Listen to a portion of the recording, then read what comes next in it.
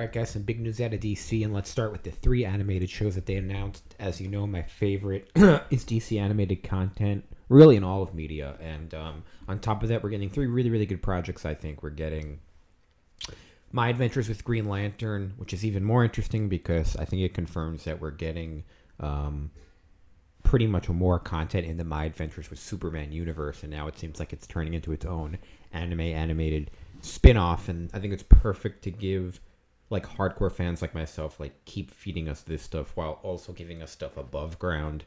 When I say above ground, I mean, in the general public with like the Pattinson Batman movies that everyone's going to watch, but keep feeding us with this animated content, which might not be as big viewership, but this is the stuff that keeps someone like me subscribed to HBO Max.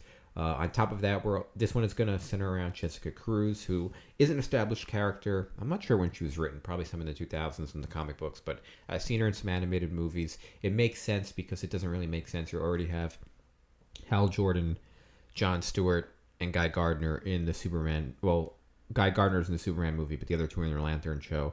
So it doesn't really make sense to also have them in the animated show. It makes it too confusing. So have Jessica Cruz kind of introduced this way.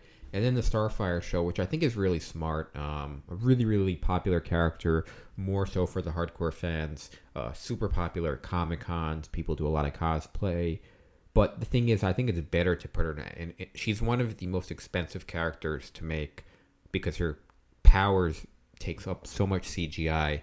And the problem is that because she's like a member of the Teen Titans, and not on the major teams, she doesn't really get these major movies, and so they end up skimping out on the CGI, and her characters never end up looking good. Even though the actress, I thought on Titans did a good job, I forgot her name. But again, I think this is going to be good. She's gotten a lot of screen time on those shows, but never really where it's like just her. So I think this is really smart. And then the third one is a show called, I think, Superpowers, where it's basically a school show.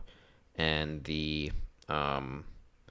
there's students in the show, and the students are Plastic Man, The Flash, and a few others, and Martian Manhunter is the principal, and he's basically, I think, Aqualad or Aquagirl, and it basically seems like a kid show, but I think that's smart as well, so a good mix of shows, and I'm super excited for these.